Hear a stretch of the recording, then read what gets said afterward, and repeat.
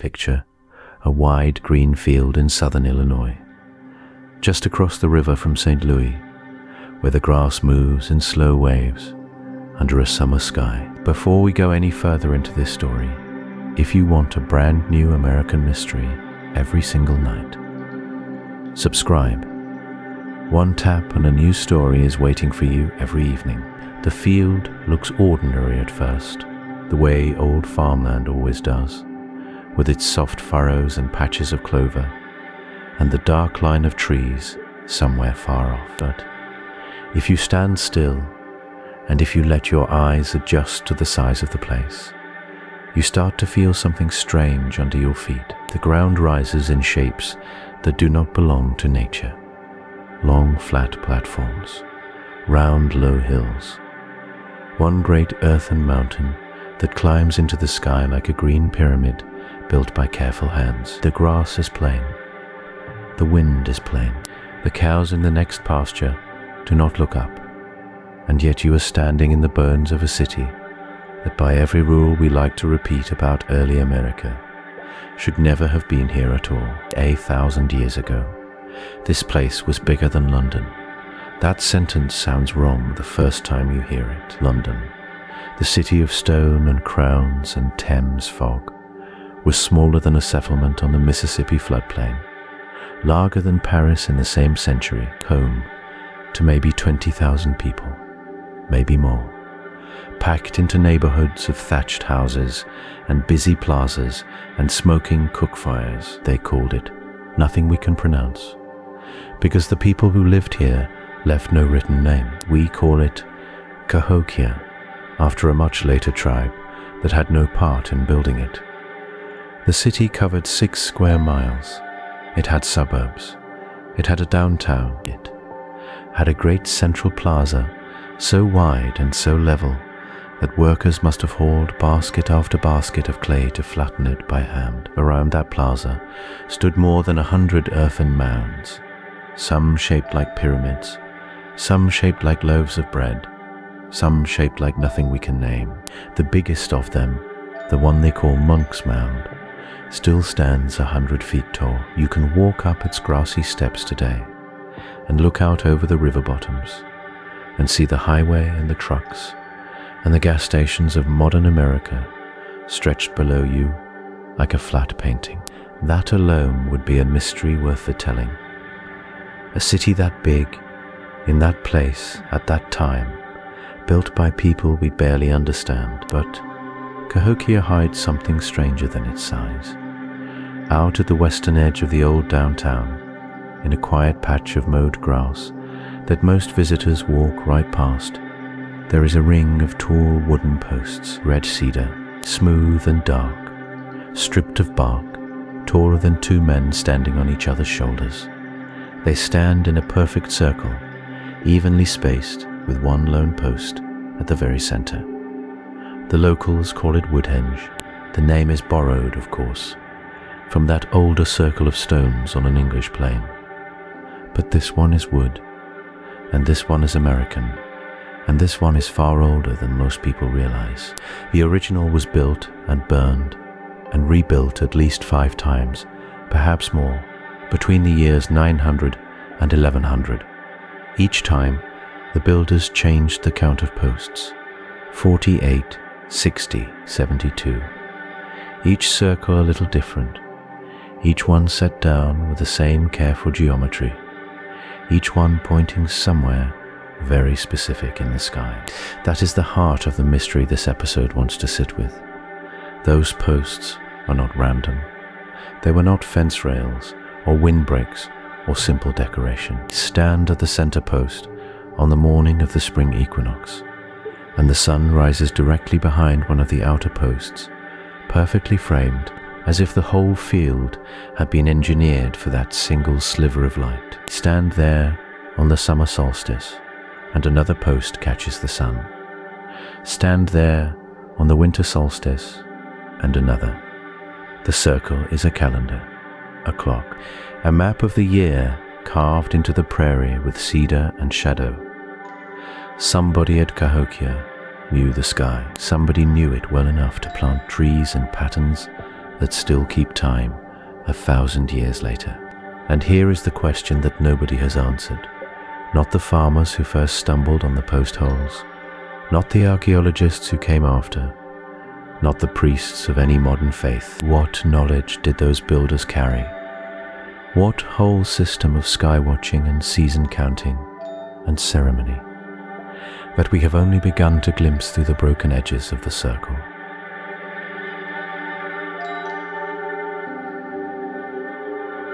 Picture a wide river valley in the heart of what we now call Illinois, just across the muddy water from where the city of St. Louis stands today. Picture it 800 years ago, before highways, before fences, before steel. The land here is flat and soft, the kind of flat that lets you see weather coming from miles away. Locals call it the American bottom. It is a great green floor of floodplain, stitched together by the Mississippi, the Missouri and the Illinois rivers, all meeting in slow brown ribbons under a huge open sky. The ground itself is rich beyond reason.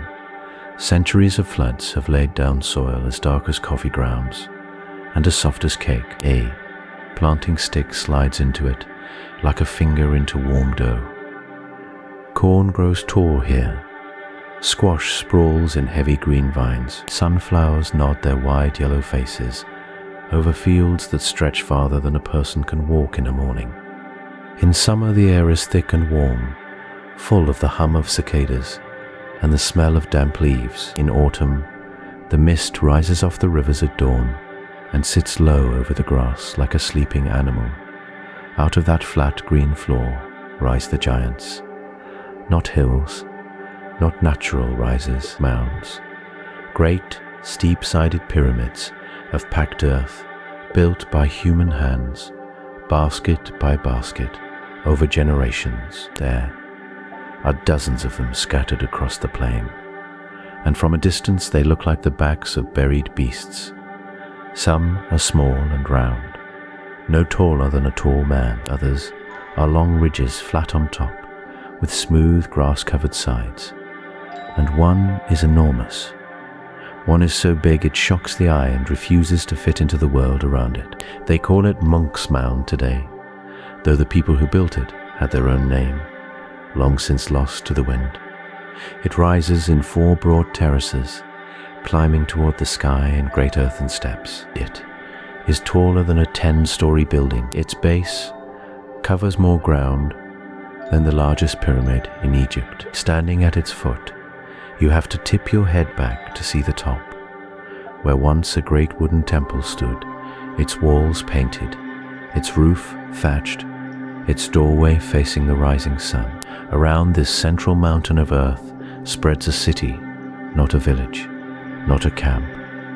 A real city, planned and laid out with deliberate care. Wide plazas of beaten earth stretch between the mounds, swept clean for ceremonies and ball games. Thousands of houses cluster along the edges, their walls made of woven cane, plastered with river clay, their roofs heavy with bundled grass. Smoke from cooking fires drifts up through the thatch and hangs in the still morning air. A tall wooden palisade, miles long, encloses the heart of the city, its log walls topped with watchtowers at regular spaces along the line. Walk through this place at dawn, and the colors come slow. The sky goes from indigo to bruised purple to soft pink. The mounds turn gold where the light touches their eastern faces. Dogs stretch and yawn beside cold fire pits.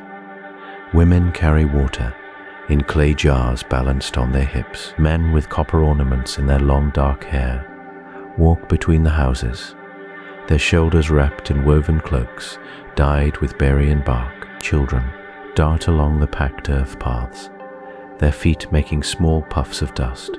The clothing is soft tanned deerskin and woven plant fiber, decorated with shells from the distant Gulf of Mexico, and beads of copper hammered thin and bright. Tools are stone and bone and wood. There is no iron here, no wheel, no horse, yet there is mathematics, there is engineering, There is a calendar that tracks the sun across the sky with a precision that will one day make modern scientists fall silent. This is the year 1200, give or take a generation. Paris is a town of muddy streets. London is small and stinking, and here, on the American bottom, stands one of the largest cities anywhere on earth. 20,000 people, maybe more, live within sight of Monk's Mound. They speak languages we no longer know. They sing songs we will never hear. They watch the sky the way a sailor watches the sea, reading it for messages, for signs, for the turning of the year. The land itself feels alive. The river bends like a great muscle. The mounds hold the heat of the sun into the night.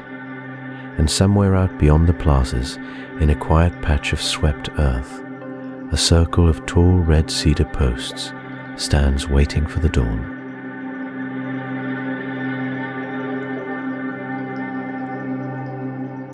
They had no name we still remember.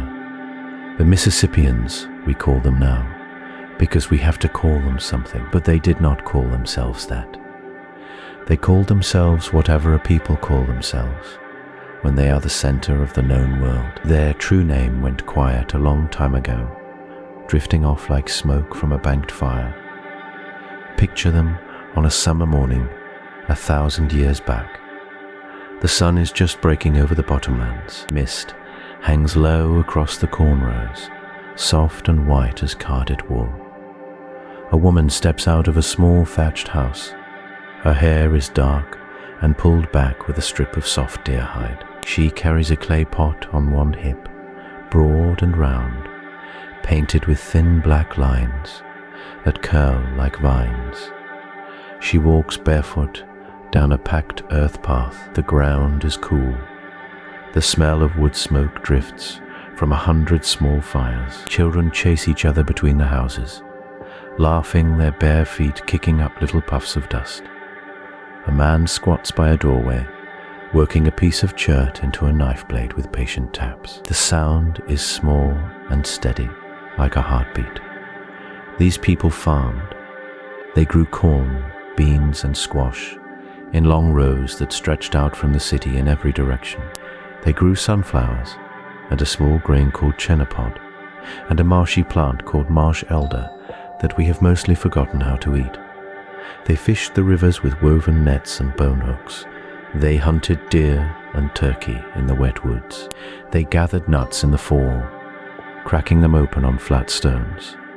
They built their houses from saplings and mud and bundled grass. Each home stood low and snug, with a hearth dug into the floor and a small smoke hole in the roof inside.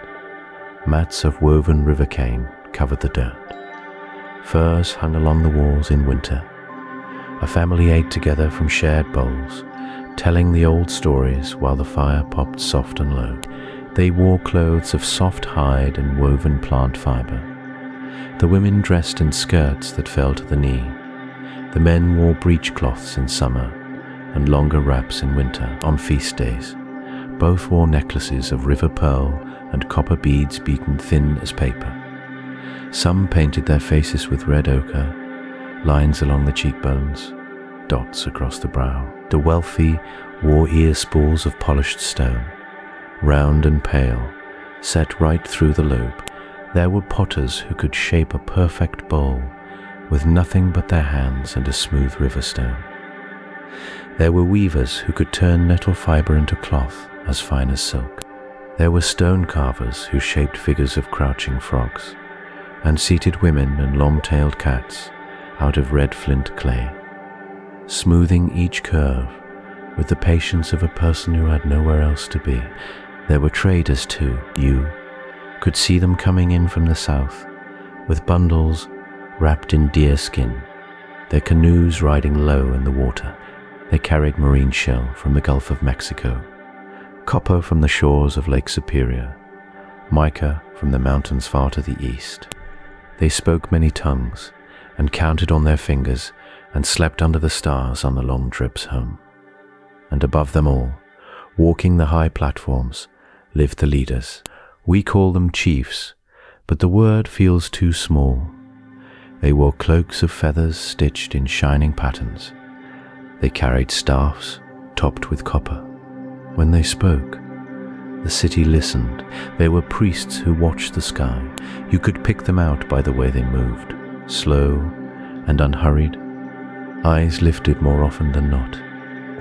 They knew the names of the stars in a language no one writes down anymore. They knew when the moon would rise red and which morning the sun would touch a certain wooden post.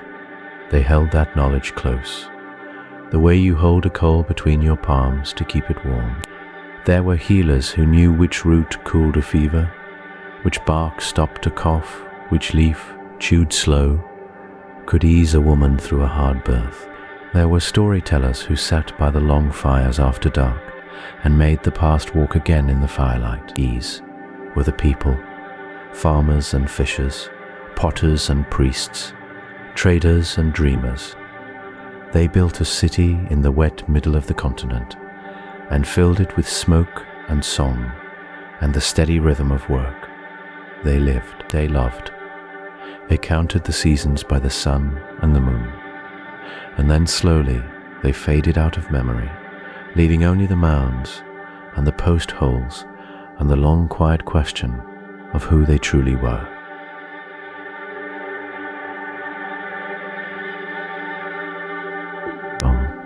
Before the archaeologists came with their tape measures and their soft brushes, this land belonged to the farmers.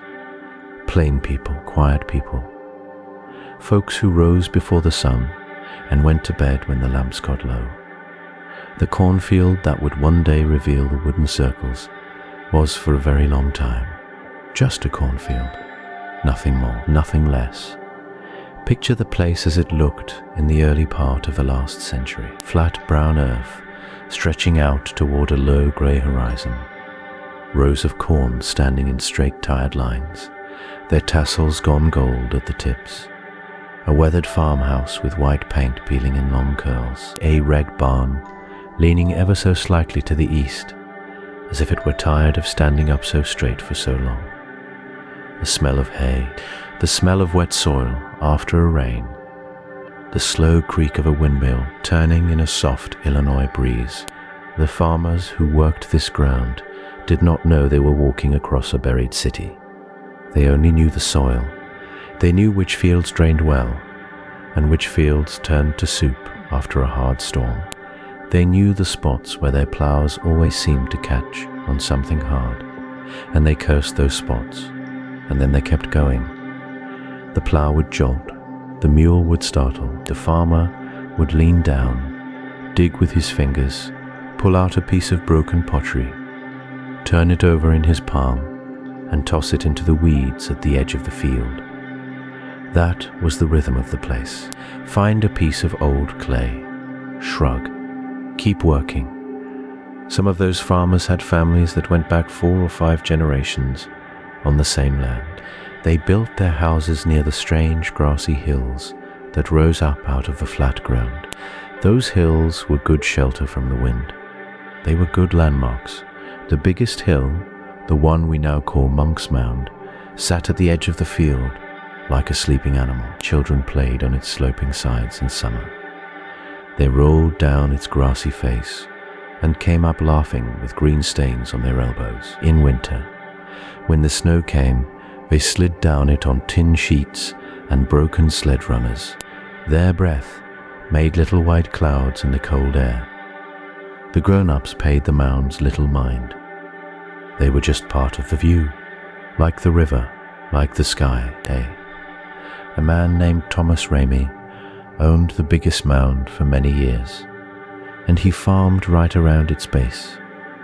He grew apples on its lower terraces. He had a small orchard up there, with neat rows of trees, and he sold the fruit at market in the fall. The apples were good, sweet and tart and full of juice. Nobody who bought them ever asked what lay buried beneath the roots. In the evenings, the families came in from the fields and washed their faces at tin basins. They sat down to dinners of cornbread and beans and slow-cooked pork. The kerosene lamps threw soft yellow light onto plaster walls. Somewhere a clock ticked. Somewhere a dog scratched at a porch board. The day ended the way every day ended, with dishes drying on a rack, with a child being carried up the stairs, with the wind moving gently through the cornfield, making a sound like the whole world was whispering something it could not quite remember. This is the ordinary world.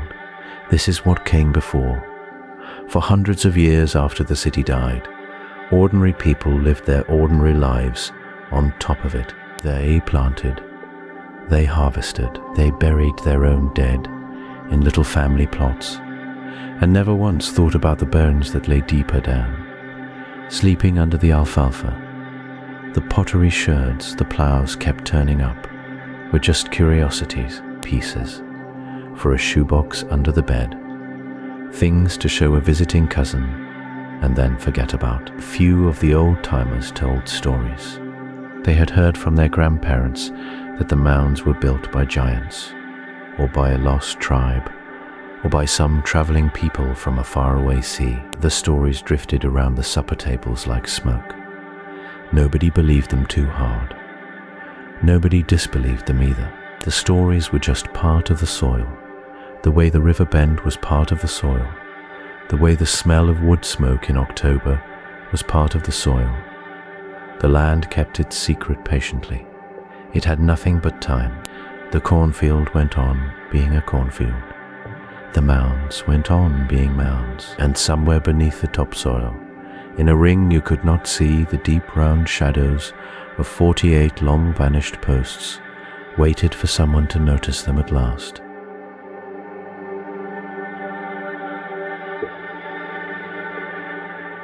The summer was hot, the year they came to widen the road. 1960. The land east of St. Louis lay flat and green, dotted with old mounds that most folks drove past without a second look. The state had decided the highway needed more lanes, so the bulldozers rolled in and the archaeologists followed close behind, hoping to save whatever the blades might uncover before it was gone forever. Their name was Dr. Warren Whitry, a careful man with dust on his boots and a steady, patient eye. He worked under a sky the color of pale denim, with cicadas singing in the grass and the smell of cut earth rising warm around him. Day after day, he knelt in the trenches the machines had opened. He brushed dirt from broken pottery. He marked the soft outlines of old fire pits. He moved slow, the way good archaeologists do, the way someone moves who knows the ground is a kind of book, and one wrong step can tear a page. Then, one morning, he saw something he could not explain. It was a stain in the soil, just a stain, a dark round shape, deeper than the dirt around it, the color of strong coffee soaked into bread.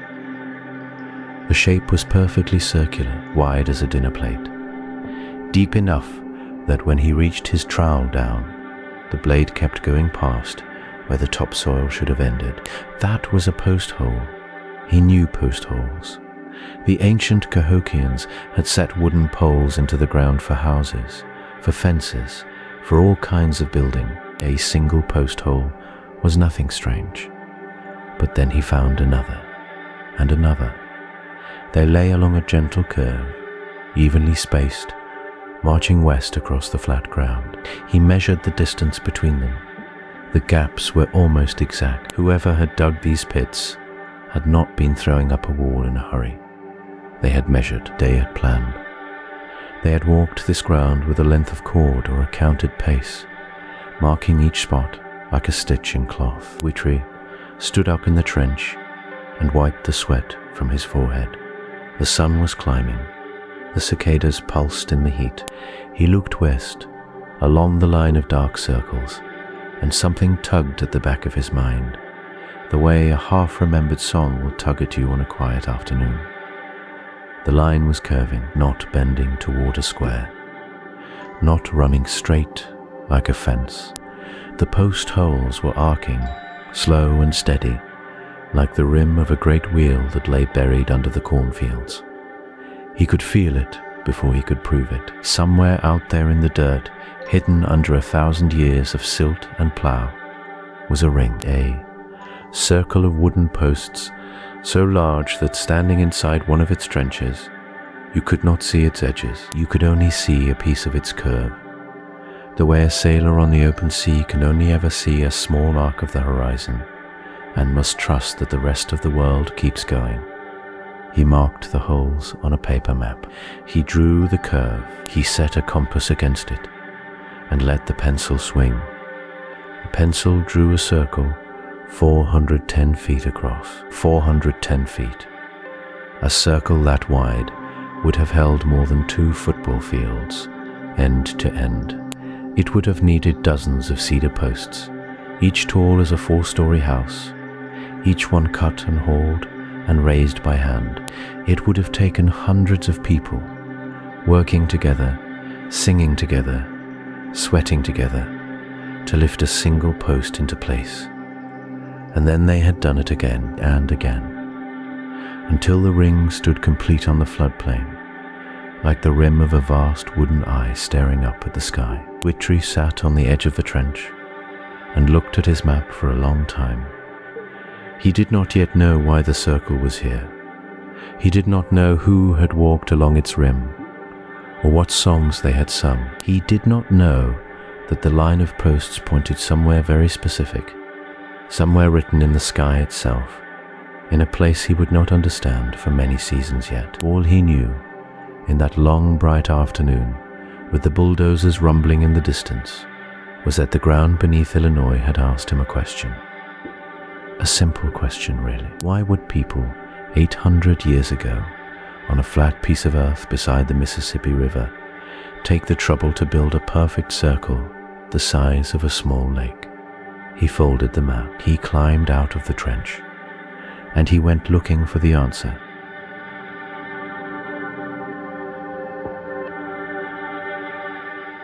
The name came first from a man named Warren Whitry, the archaeologist who had stared down at those strange oval pits in the cornfield and felt the hair rise on the back of his neck. He worked through the late 1960s and into the early 70s, sifting the soil, mapping the holes, drawing lines that connected one pit to the next. When the lines closed into a ring, he reached for a word that everyone already knew: Stonehenge. The great grey stones on the English plain that nobody could explain. So he called this one Woodhenge because the posts here had been timber, not stone, and because the name made people stop and listen. The name stuck like sap on bark. Reporters picked it up. Local papers in Collinsville and East St. Louis ran the story under fat black headlines. A farmer's field had given up something that sounded out of a storybook, and the folks who lived nearby could not get enough of it. In the diners along Route 157, men in seed caps stirred their coffee and shook their heads slow. Some of them had walked those fields as boys. They remembered finding pot shards in the spring after the plough turned the earth. They remembered black flint blades, washed clean by April rain, lying in the furrows like dark fish in a shallow pond. One old man, a retired hog farmer with hands the color of saddle leather, said his grandfather used to talk about strange low rings out in the bottoms. The grandfather called them dance grounds. Nobody had believed him then. Nobody had thought to write it down. At the feed store in Fairmont City, the talk went a different way. There were folks there who had grown up Catholic and folks who had grown up Baptist. And most of them agreed on one thing. Whatever had stood out in that field once, it had been a kind of church, a place where people gathered for something larger than themselves. A clerk who weighed out chicken feed in brown paper bags told customers that her aunt had felt something out there once, walking the levee road at dusk. A warmth in the air, a hush, like the inside of a great empty building. The churches on Sunday talked about it too, though more quietly. Some preachers stayed clear of the subject. Others let it slip into the sermon sideways, the way a fox slips through a hedge. They spoke of how every people in every land had looked up at the sky and tried to read it. They spoke of the wise men who followed a star, the old stories braided into the new mystery, and nobody was quite sure where one ended and the other began. The taverns had the wildest tellings. A few veterans of the Second War, fresh enough still to remember Europe, swore that Woodhenge had been built by travelers from across the sea, Phoenicians maybe, Vikings, lost tribes from the Bible. Pints went down and theories went up, and by closing time the posts had been raised by giants. Most folks took those tales for what they were. Bar talk, smoke through the screen door. But there were quieter voices too, and these were the ones worth listening to. A schoolteacher in Collinsville, a tall woman with grey streaks in her dark hair, had been reading the books that came out of the dig. She told her students that the people who built these rings had been farmers like their own grandfathers. They had grown corn in this same black soil. They had watched the same sun rise over the same eastern horizon. They had lived here 1,000 years before the highway came through. That was the part that hushed a classroom. 1,000 years? The number sat in the room like a stone dropped in still water, in the kitchens of the old families, the ones who had farmed the American bottom for 5 or 6 generations. The talk turned soft and slow. A grandmother named Egner, 90 years old and sharp as a paring knife, told her grandchildren she had always known there was something out in those fields. She had felt it as a girl, riding the buckboard with her father.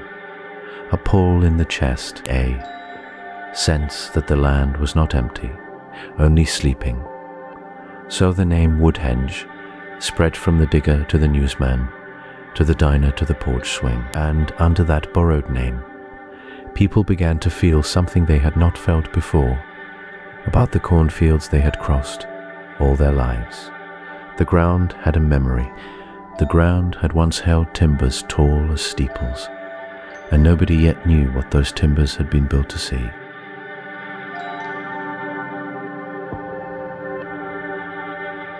To understand the wooden rings at Cahokia, you have to think about the tree first, not the circle, not the city, the tree. The posts were red cedar. Each one stood close to 20 feet above the ground, and another 4 or 5 feet below it, sunk deep into the dark soil of the floodplain. The wood was a soft reddish brown when freshly cut, with a grain that ran straight and clean. In sunlight, the bark glowed almost copper. In rain, it darkened to the color of old blood. A field of these posts, standing tall against the open prairie sky, would have looked like a ring of slow flames frozen in place. Red cedar did not grow on the flat bottomlands where Cahokia sat. The nearest stands lived in the bluffs and uplands, sometimes 10 miles away, sometimes more. Each tree had to be chosen, cut, trimmed, and dragged. A single post could weigh close to a ton. Men and women hauled them across creeks, through woods, over open fields, using rope and rolling logs and bare hands. The work of raising one circle would have taken weeks. The work of raising 5 or 6, one after another, took generations. You don't haul a tree that far unless the tree means something for the people of the Mississippi Valley, and for many native nations across the eastern half of the continent. The red cedar was sacred long before Cahokia ever rose. Its wood resisted rot. Its smoke carried prayers. Its scent could clear a room of bad spirits and a mind of bad thoughts. The Osage, the Omaha, the Pawnee, the Sioux, and many others spoke of cedar as a living link between the world of people and the world above. To burn cedar was to send a message. To stand near cedar was to stand near something old and listening. The roots of this belief run deep, deeper than Cahokia itself. Long before the city existed, Hunters carried small cedar bundles for protection. Healers brushed cedar smoke over the sick. Mothers tucked cedar shavings into the cradles of newborns. The tree was thought to live longer than other trees, to stand straight when others bent, to hold the sky up with its narrow green crown. A forest of cedar was treated like a gathering of elders. So, when the builders of Cahokia chose red cedar for their great circles, they were not just choosing strong wood. They were choosing a kind of holiness. Picture the procession day. Long line of workers moving across the floodplain in late summer. The air thick with the smell of cut sap and warm grass. The newly trimmed log rides on rollers made of smaller logs, and dozens of hands push and pull. Children walk alongside, carrying water in clay jars. Elders sing a low, steady song that keeps the rhythm of the work. The post is treated like a guest of honor. When it reaches the great open plaza, it is laid down gently, like a sleeping body. Then the digging starts. The pit is wide and deep, shaped like a slanted ramp so the post can be slid in and lifted. Crews of pullers haul on ropes. Others push from below with forked branches. The post rises slow, swaying, until it stands straight against the sky. Dirt is packed around its base, layer by layer, stomped firm by bare feet. By sundown, one more cedar guardian watches over the city. Now multiply that by 48, or 56, or whatever the true number was at any given moment. A whole ring of these standing cedars, spaced at careful distances, forming a circle 400 feet across. From the center, you could turn slowly and see them all, dark red against the green of the plaza and the brown of the mounds. The wind would move through them with a sound like soft drumming. What we cannot fully know is what the builders thought when they looked at this ring.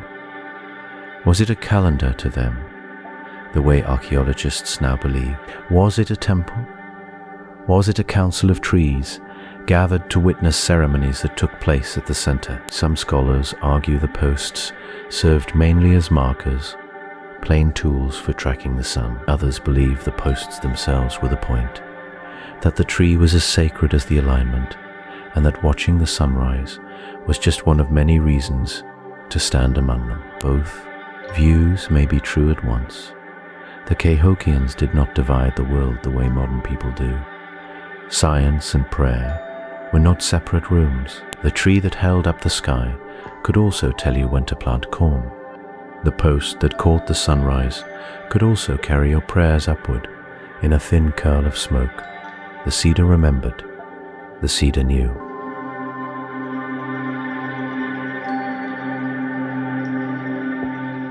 The man who first asked the hard questions about the circles was named Warren Whittrey.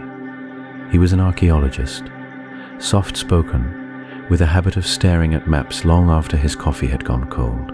The year was 1961. The state of Illinois had begun cutting a new highway through the floodplain, and salvage crews were racing the bulldozers, scooping up what they could before the asphalt came down.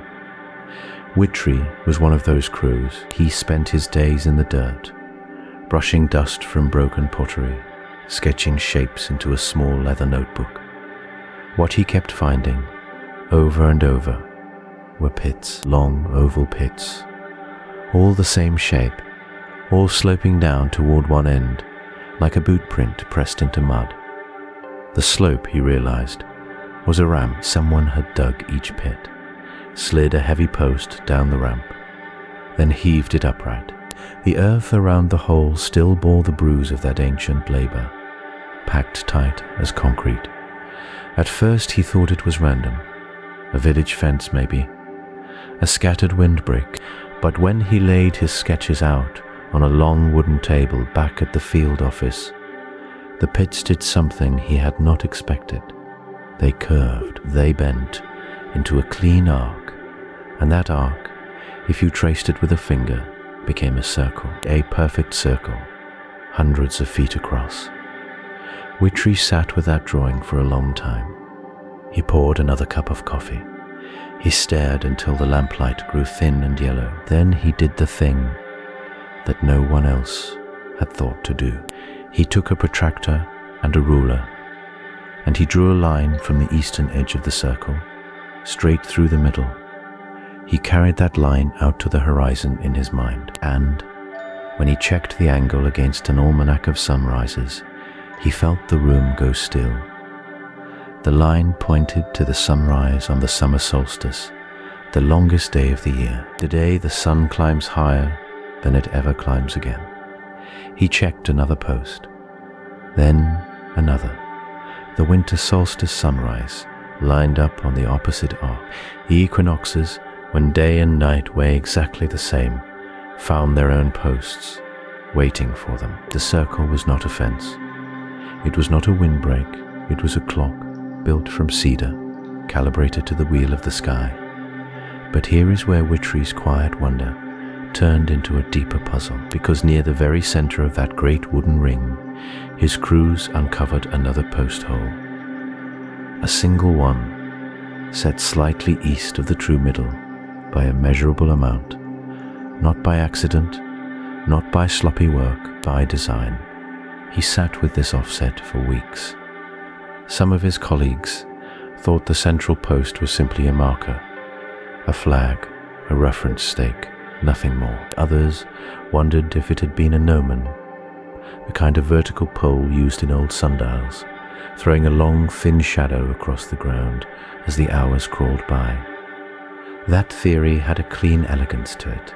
The sun would move, the shadow would sweep, the day would be measured. But Witchery kept circling back to something stranger. The offset to the east meant that if a person stood at the center post and faced the eastern horizon, the rising sun on certain days would appear to lift directly out of a marker post on the rim, not just near it, out of it, as if the post itself were giving birth to the sun. That, he came to believe, was where someone had stood, someone important, a sun priest maybe, a keeper of days, a figure trusted by the city to read the sky and tell the farmers when to plant, when to harvest, when to gather for the long ceremonies. Other scholars pushed back, and they still do. The archaeological record, they remind us, has not given up a single grave, a single carved bone, a single inscription that says, "Here lies the sun priest of Cahokia." The role is inferred. It is reasonable, but it is not proven. The central post may have held a banner. It may have held a carved figure. It may have stood empty most of the year, and only borne meaning on the 4 sacred mornings when the heavens lined up just so. Witchery never claimed to know. He only knew what his shovel had found. A ring of cedar, a center slightly off true, a pattern that pointed at the sun with the patience of something built to outlive its builders. He published his findings, packed his notebook, and went home. But he never quite stopped staring at maps.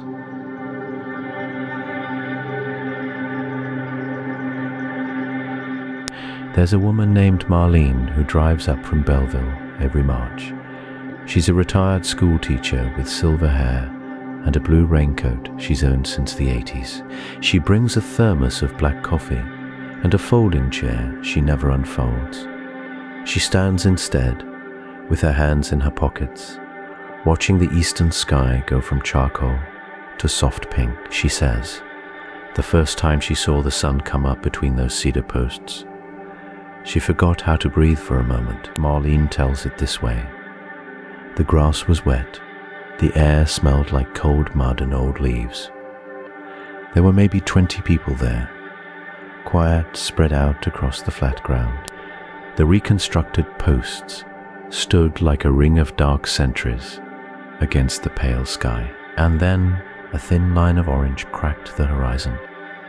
Right there, exactly where it was supposed to be, threading through the gap between 2 upright cedars, as cleanly as a needle through cloth. She says her knees actually shook. She says she felt, for the first time in her 68 years, that someone 1,000 years dead was watching the same thing she was watching from the same spot and knew her. A man named Charles drove out from St. Louis one fall. He's a welder by trade, big hands, quiet voice. He told a park ranger that he came because his grandmother had mentioned Cahokia once, in passing, when he was a boy, and the name had stuck in him like a splinter. He stood at the center post on the equinox morning. He watched the sun lift directly over the eastern flank of Monk's Mound, as if the mound itself had given birth to it. Charles said he is not a religious man. He said he doesn't pray, but standing there, with the cold ground under his boots and the steam rising off his coffee, he found himself whispering thank you, and he could not have told you who he was thanking. There's a college student named Priya who came as part of a class trip. She'd expected to be bored. She brought her phone, but when the sunrise lined up through the posts, she put the phone away. She said later that the alignment felt too precise to be an accident and too gentle to be a machine. It felt, she said, like a handshake across 1,000 years. She walked home through the wet grass with her shoes soaked through and didn't notice until she was halfway to the bus. An older man named Walter has been coming to the solstice gatherings for almost 30 years. He worked on the highway crews back in the 70s, though not on the stretch that uncovered the post pits. He heard about it from a cousin. He says he remembers laughing at first because the idea of ancient Indians building a calendar out of trees sounded to him then like something out of a comic book. He doesn't laugh anymore. Walter says the thing that got him was the silence, not the sunrise itself, though that was beautiful. It was the silence that fell over the small crowd in the seconds before the light arrived. A silence, he said, that felt rehearsed by people who'd been gone for centuries. A young mother named Anna brought her son one winter morning, bundled in a puffy coat, his nose red as a berry.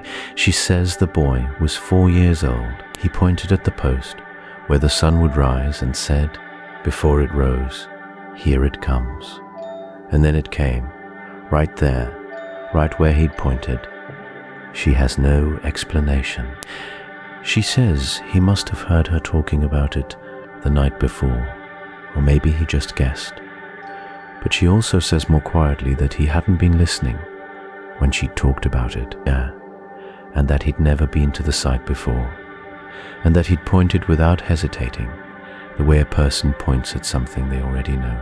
These are the witnesses, not scholars, not archaeologists with grant money and survey equipment, just people who drove out before dawn, stood in wet grass, and felt something they didn't have words for. They don't agree on what they saw. Marlene calls it presence. Charles calls it gratitude. Priya calls it a handshake. Walter calls it rehearsed silence. Anna calls it her son's strange certainty. What they share is the sense that the posts are still working, that whoever set them in the ground, and whoever burned them, and whoever last walked away from them, left something behind in the alignment itself. A switch, maybe. A door that opens once at sunrise and closes again, and lets a little of the old knowledge through, for anyone patient enough to stand and watch.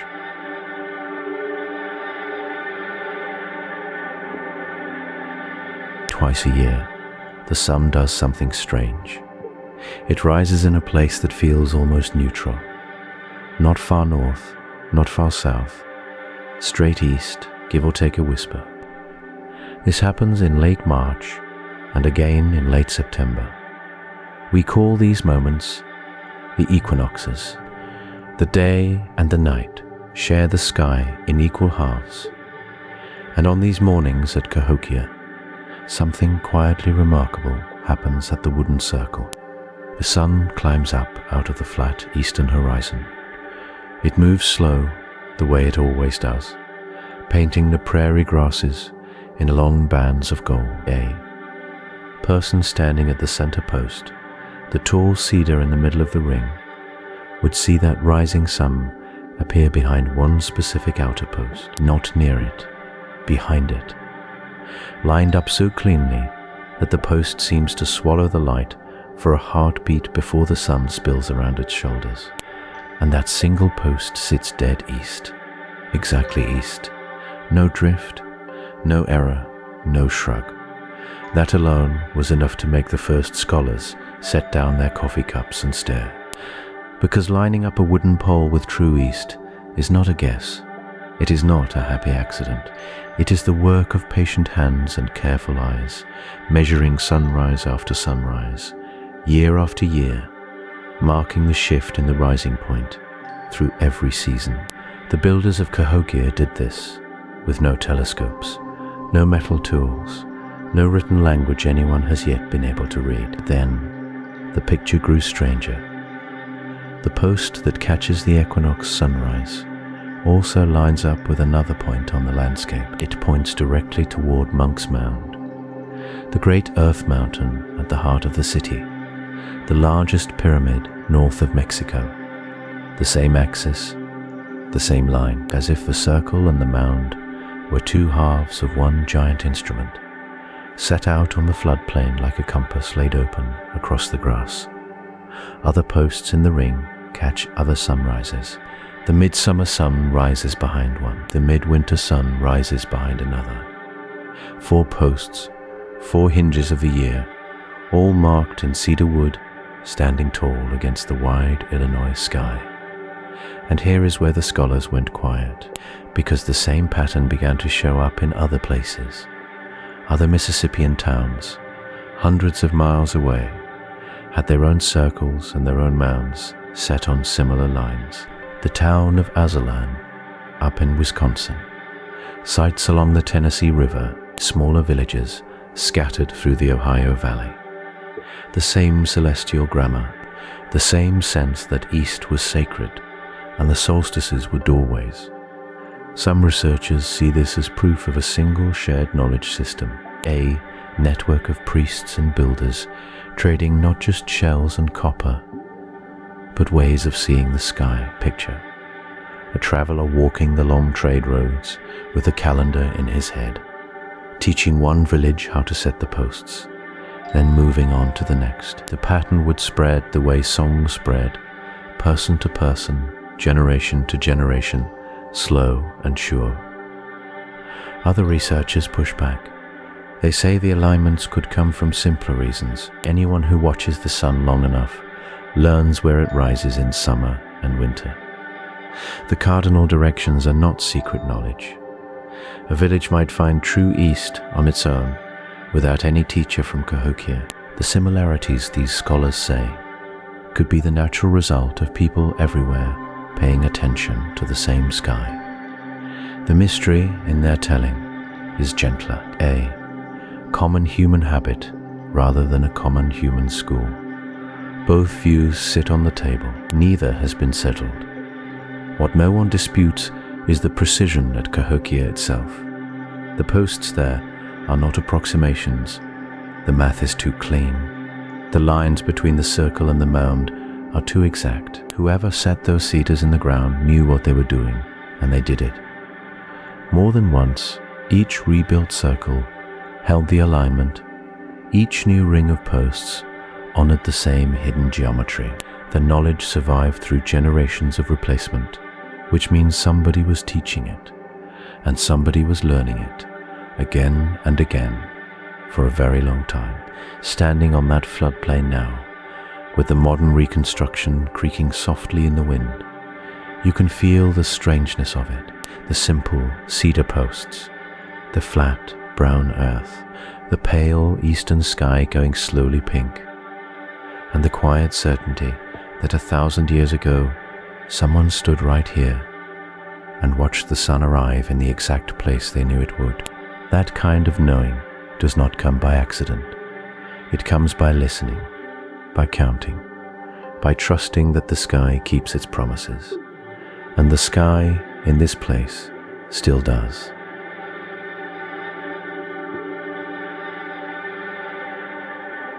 Picture it now, the morning of the summer solstice, somewhere around the year 1100, the sky over the floodplain is the color of pale slate, brushed with the soft rose of a sun that has not yet climbed above the horizon. The air smells of damp grass and wood smoke from 100 low fires. Mist drifts across the great plaza like slow, lazy ghosts walking home from a long night. At the center of the wooden circle stands a single post, taller than a man, carved from red cedar and polished smooth by countless hands. Around it, in a perfect ring, stand 48 more posts, each one set deep into the earth, each one waiting. The circle is huge. You could walk across it and feel small the whole way. The posts cast no shadows yet. The world is still holding its breath. Then a man steps inside the ring. He moves slowly, the way someone moves when they have done a thing 1,000 times and know that the steps themselves are part of the prayer. He wears a long cloak sewn with shell beads that catch what little light there is. On his chest hangs a copper plate shaped like a falcon with spread wings. The people who knew him called him a sun priest. The people who know him now call him the Birdman, because that is the figure carved into so many of the things he left behind. The Birdman walks to the center post and stops. He turns his face east. He waits. The crowd waits with him. Hundreds of people, maybe thousands. They stand in clusters at the edge of the plaza, wrapped in woven shawls against the cool dawn. Children sit on shoulders. Old men lean on cedar staffs. Nobody speaks.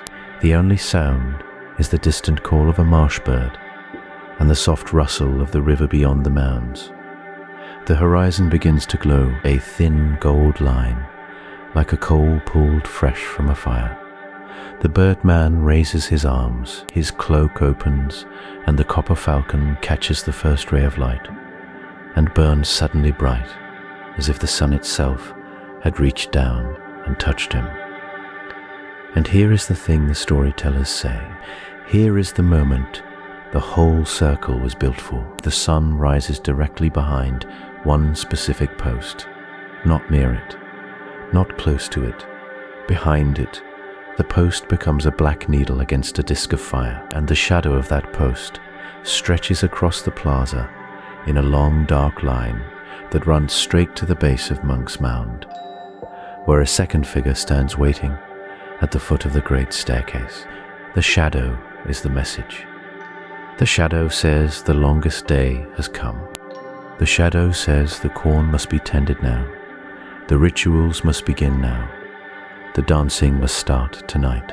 The shadow is a finger pointing at the calendar of the sky, and every person standing in that plaza reads it the same way, because they have been taught since childhood what it means. The Birdman lowers his arms. He turns to face the crowd, and somewhere a drum begins.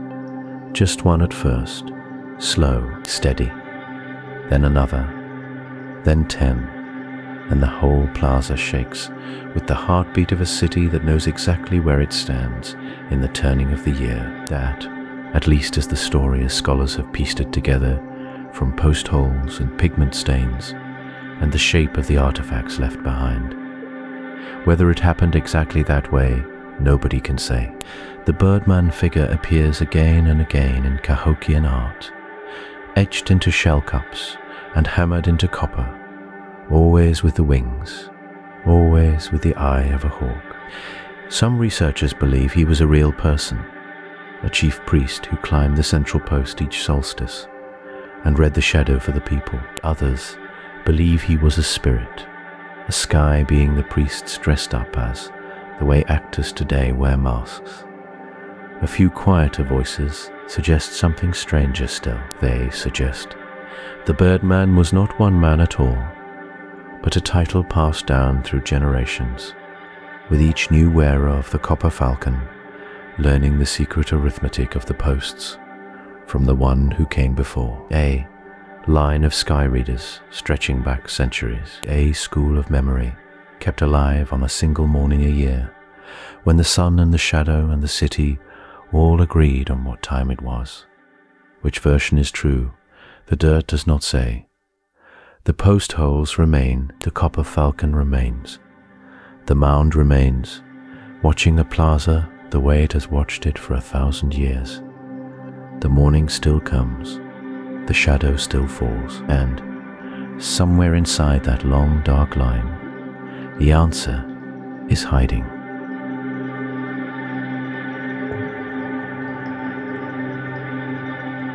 The sun is one thing. The sun is loud. The sun shows up on time, and you can track it with a stick in the dirt. A child can do it. A patient farmer with a few stones can do it. But the stars are quieter. The stars drift. The stars trade places with the seasons in slow, slipping circles. And to read them, you need more than a stick. You need memory. You need stories that hold their shape across 100 lifetimes.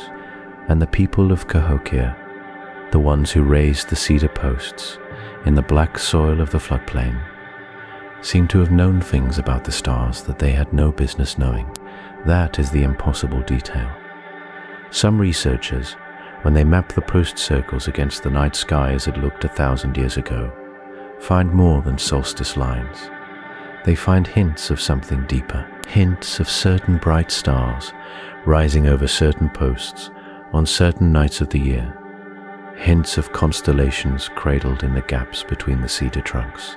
The Pleiades, that small soft cluster the old farmers across many lands once watched to know when to plant, may have risen above one of the eastern posts in the cool blue hour before spring dawn. The summer rising of certain bright stars may have lined up with the great mound itself, the way a key slides into a lock. This is not proven. No scholar will hand you a sealed answer. The cedar is gone. The hands that carved the post tops are gone. The voices that named the stars in their own tongue are mostly gone too, scattered into the wind and the long memory of the river. But the alignments keep showing up, pattern after pattern, like fingerprints on glass. Picture the farmer in his small dark house at the edge of the city. The fire is low, the corn is in the cribs, and the squash is curing on the rafters. He steps outside in the cold before sunrise and looks up. He sees a star he knows. He sees it sitting exactly where it should be sitting, exactly when it should be sitting there. And he knows, without asking anyone, that the planting moon is 6 weeks away. He knows that the geese will return in 20 sleeps. He knows that the river will rise after the next long rain. That knowledge did not come from the stick in the dirt. That knowledge came from the cedar circle on the edge of the plaza, from the priests who walked it, from the songs that taught the children which post belonged to which star. The farmer never had to read a chart. The chart was the sky, and the sky was the circle, and the circle was the city. Imagine how much had to be carried in the head of one person to make that work. Imagine the years of training. Imagine the apprentice priest standing in the cold beside his teacher, learning the names of stars in a language we will never hear spoken, learning which star comes up first in the cold months, learning which one warns of flood, learning which one tells the hunters to walk north, and which one tells the fishers to mend the weirs. That kind of knowledge is a library, a living library, built of breath and voice and patient watching. And here is the thing that stops people cold. Cahokia was a city of maybe 20,000 souls, a city, with farmers, builders, traders, potters, weavers, runners, cooks. A city where most people had no time to track the slow turning of the heavens. Most people just needed someone to tell them when to plant. So somewhere in that city, a small group of watchers held the whole sky in their minds. They held it for everyone, and the cedar circle was their classroom, their tool, their proof. We do not know their names. We do not know how they were chosen. We do not know what they were called by the people who fed them and listened to them. We do not know if they were old or young, women or men, one family or many. We do not know what they wore on the cold mornings when they walked out to the circle to check the stars. We know only that the posts stood where they stood, and the stars came up where the posts pointed, and the corn grew, and the city ate. Turn that over in your mind for a while. A buried cedar circle in the black Illinois earth, a handful of bright points in the pre-dawn sky, and between them a quiet, careful science we have not yet learned how to read.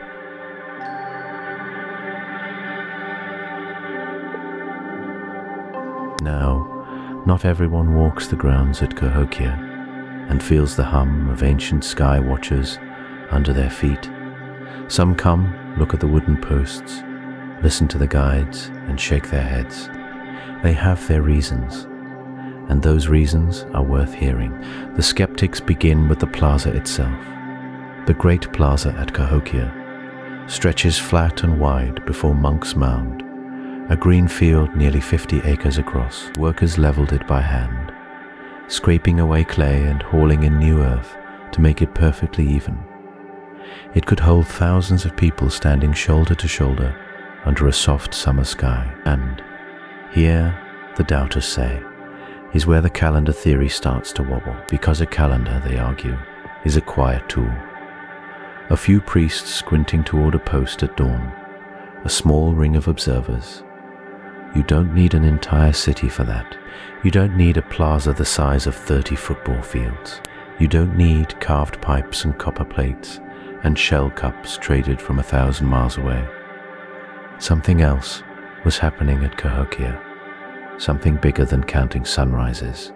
The skeptics point at the trash. Archaeologists have dug through old pits near the plaza and found the bones of thousands of deer, butchered and burned in a single season. They found broken pots stacked like firewood, smashed on purpose. They found beads, paint, ceremonial cups, and the soft white ash of giant fires. This wasn't the leftover of a small ritual. This was a feast, a festival, a gathering so large that people walked for weeks to attend. So maybe the doubters say Woodhenge wasn't a calendar at all. Maybe it was a stage, a wooden ring built to frame the chief when he stepped out at dawn. A theater for the city to watch a man in a feathered cape lift his arms against the rising sun. The posts caught the light because someone wanted them to look beautiful, not because they marked the turning of the year. Pageant, not science. And they have more. They point to the wood itself. Red cedar rots. Posts fall. The Woodhenges at Cahokia were rebuilt again and again. The holes dug fresh, the timbers replaced. If the alignments truly mattered to the day, why let them sag and tilt and lean in the rain? A precise instrument needs care. A festival pole only needs to stand long enough for the dancing to end. There's another argument too, quieter, harder to wave away. The skeptics remind us that we are the ones drawing lines on maps. We are the ones who place a ruler between a post and a mound and announce that they line up with the solstice. Push a post a foot to the left and the alignment shifts. Imagine a horizon that was once thick with trees, and the angle changes again. Maybe the matches we see are accidents of geometry. Maybe a circle of poles will always, by chance, point at something in the sky if you look hard enough. These are good arguments, honest ones. They come from people who love Cahokia and who refuse to dress it up in borrowed clothes. But then the doubters reach the one thing they cannot quite explain. The equinox post, the one that catches the sun rising directly out of the front of Monk's Mound, as if the great earthen pyramid itself were giving birth to the dawn. That alignment is not a coincidence of geometry. The mound was built The post was placed, someone chose where each would stand, and the sun obeyed. Even the skeptics go quiet at that.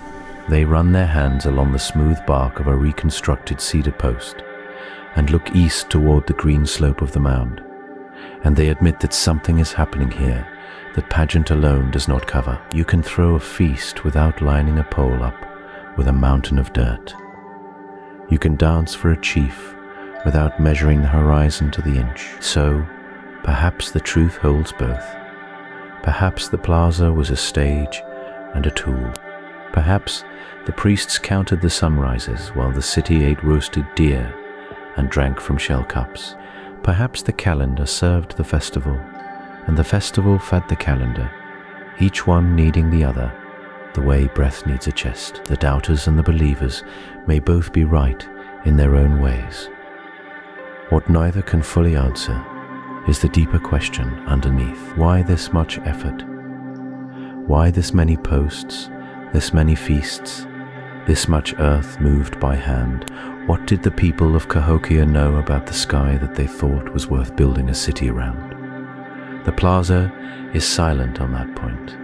The wind moves across it and offers nothing.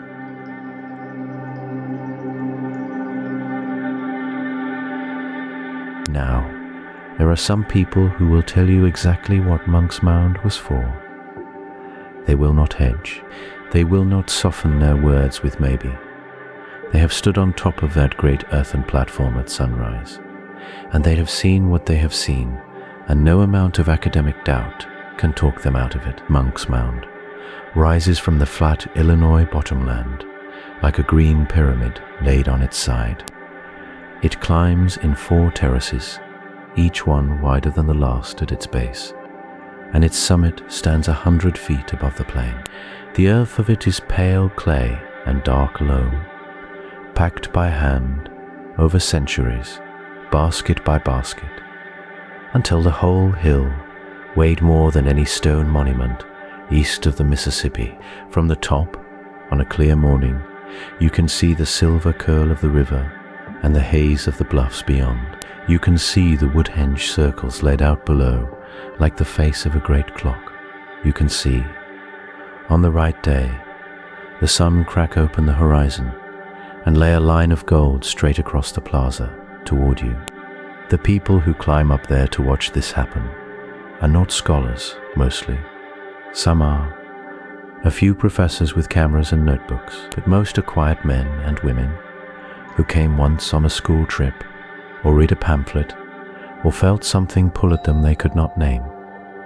They come back year after year, on the solstices and the equinoxes. They climb the long wooden staircase that runs up the south face. They stand at the summit before dawn, hands in their pockets, breath fogging in the cold air, and they wait. And when the sun rises through the cedar posts below, they nod to themselves like people who have just heard a song they thought they had forgotten. Ask them what they believe, and they will tell you plain. They believe a man stood up here once, a leader, or a priest, or both. They believe he wore copper at his ears and shell at his throat. They believe he watched the same sunrise they are watching, and that he knew, down to the day, what part of the year had just begun. They believe the posts below were his instruments. They believe the plaza was his audience. They believe Monk's Mound was built so a single human being could see the sky, the way the sky was meant to be seen. Other people will roll their eyes at this. They will say there is no proof of any sun priest. No tomb has been dug up with star charts in his hands. No inscription names him. The man on top of Monk's Mound, the skeptics say, is a story people tell themselves because they want the story to be there. The believers smile at this. They are not in a hurry to argue. They will point out gently that the alignment is real. The geometry of the mound matches the geometry of the circles. The axis runs true. They will say that ancient people did not stack 750,000 cubic yards of earth into a precise 4-terraced platform by accident. They will say someone climbed it, someone stood at the top, someone watched. The only question is what name he carried and what words he spoke when the light came. For years, some of these believers were laughed at. A grandmother in Collinsville who told a newspaper reporter she had felt a presence up on the mound at dawn. A retired surveyor who insisted, with his charts spread out on a kitchen table, that the corners of Monk's Mound pointed to specific stars. An Osage man who said simply that his great-grandfather had spoken of a person whose job was to greet the sun on behalf of the people. None of them needed the world to agree with them. They had their mornings on the mound. They had the cold air and the slow gold of the rising light. They had the certainty what it cost them was small. A little ridicule, a few raised eyebrows at family dinners. What they gained was harder to name. They gained the feeling that 1,000 years had not erased the thing they were standing on. They gained the sense that they were part of a long line of watchers, each one passing the dawn to the next. The believers do not need Cahokia to give up its secrets. They have already taken what they came for. They climb back down the wooden stairs in the early light, and the plaza below holds its old, patient silence.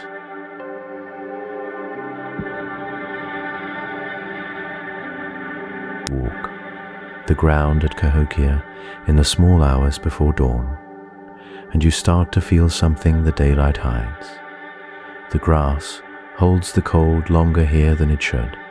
The dew sits heavy on the blades, silver and slow to lift.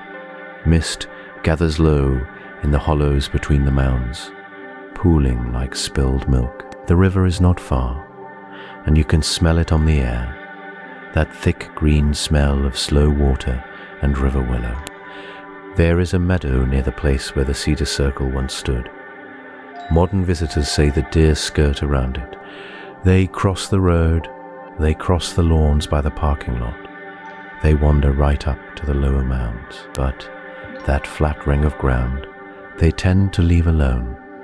Maybe it means nothing. Maybe a deer just chooses its path. Yet the old farmers who worked these fields for 100 years swore the same thing. Cattle would graze the long meadows, but drift around that circle as if it had a fence only they could see.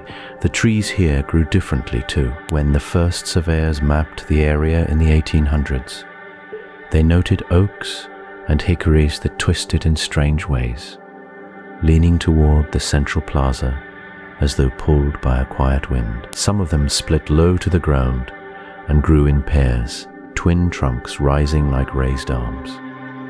The wood was hard to cut. The grain ran in odd directions. Loggers passed those groves by and looked for easier timber along the bluffs. The ground itself keeps its own memory. When archaeologists began their work, they found that the soil in the post pits had been packed in layers, dark earth pressed against pale clay, charcoal stripes running through the fill. That layered earth held water differently than the soil around it.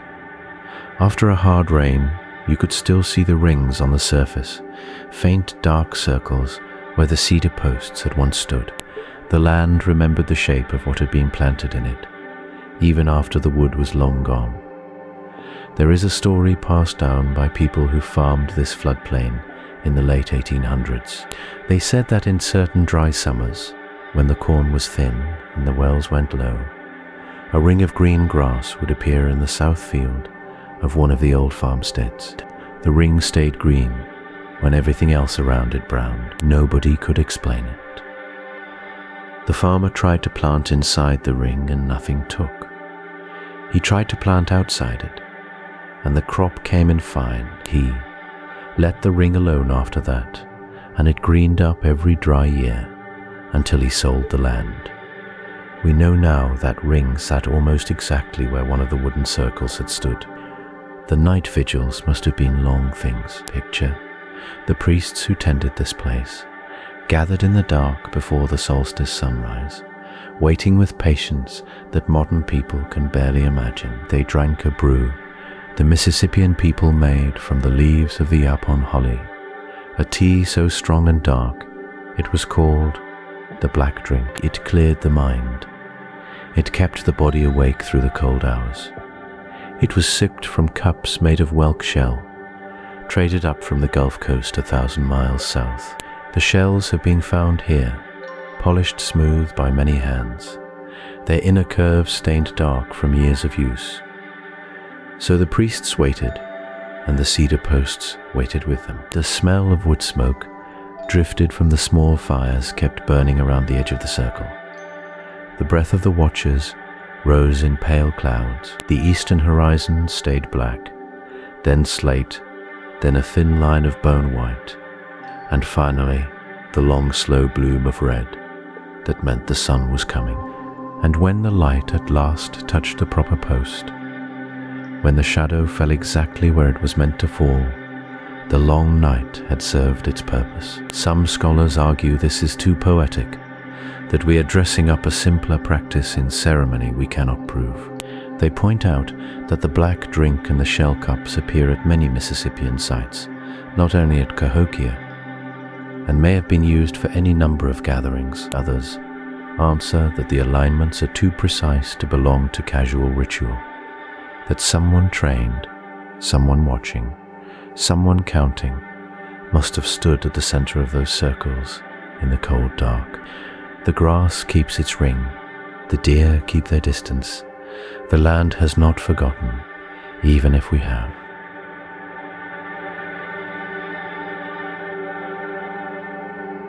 Cahokia did not sit alone in the world. It sat at the center of a web, and to understand the wooden circles, you have to picture the long roads that ran out from the city like spokes from a wheel. These were not roads of stone or brick, they were rivers, mostly.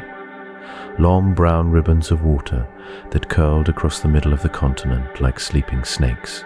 The Mississippi, the Ohio, the Missouri, the Tennessee. Together they made a kind of highway, soft and slow, that a man with a canoe could ride for months without ever touching the same shore twice, and ride them they did.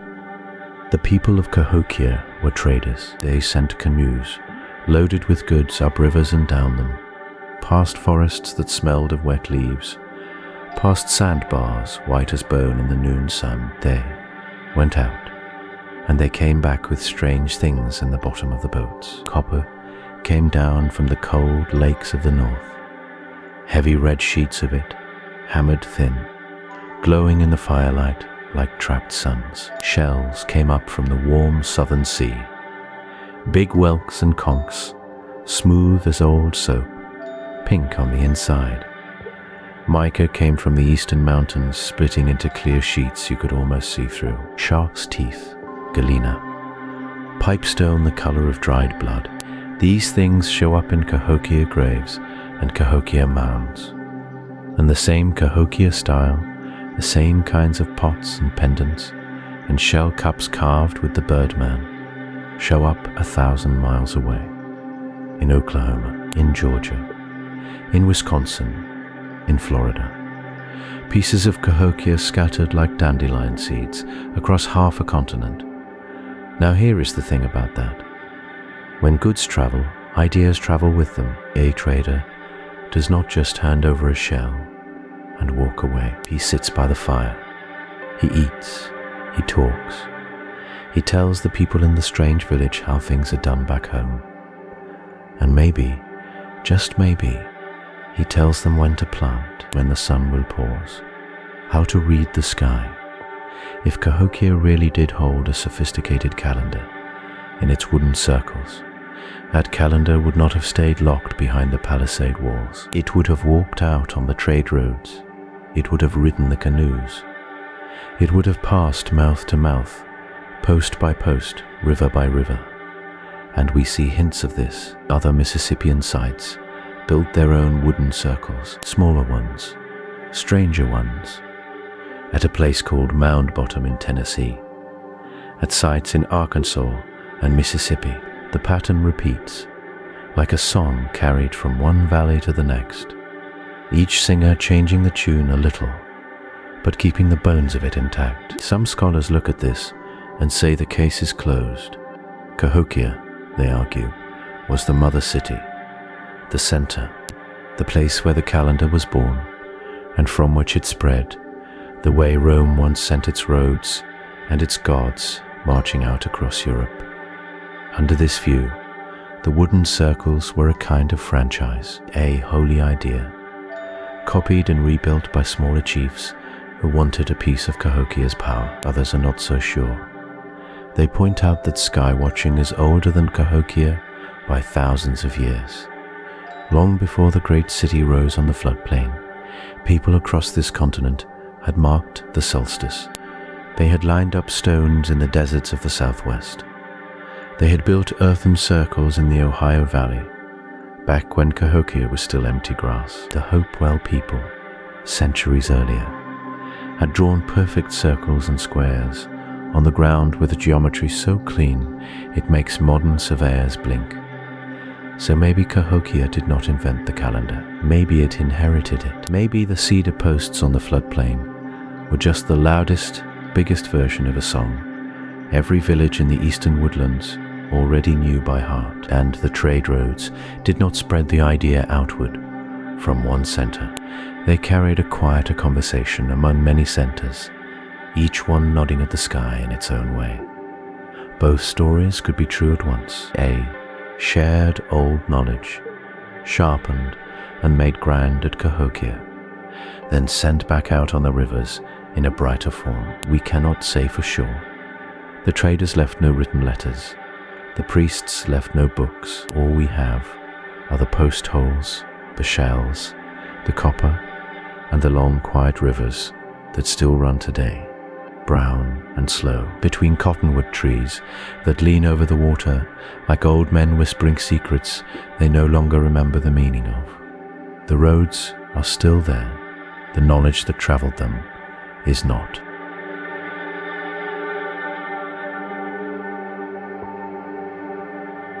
The strange thing about Cahokia is what the ground gave back, not just the post holes and the mound shadows, but the small things, the things you can hold in your palm, the objects that survived 1,000 years of rain and root and silt, waiting in the dark to be lifted into sunlight again. Copper came out of that soil.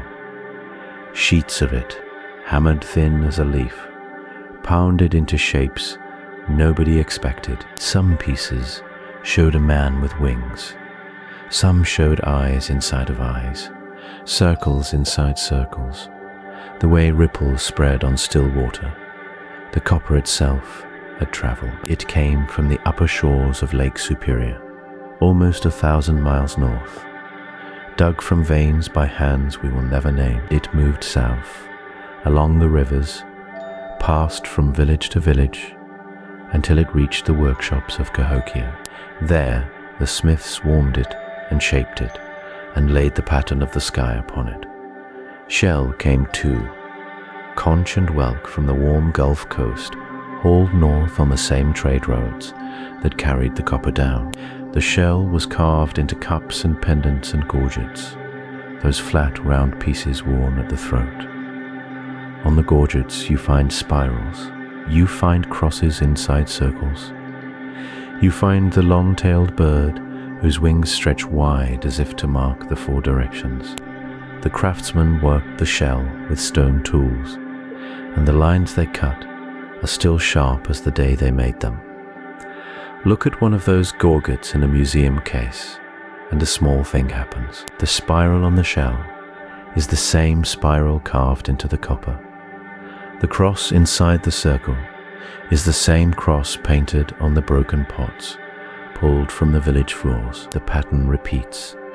It repeats across miles and miles, found in burial mounds in Oklahoma, in Georgia, in Tennessee, in Wisconsin. A single design language ran the length of the continent, like a song everybody knew the words to. Scholars call it the Southeastern Ceremonial Complex, a long name for something we still cannot fully read. The symbols clearly meant something.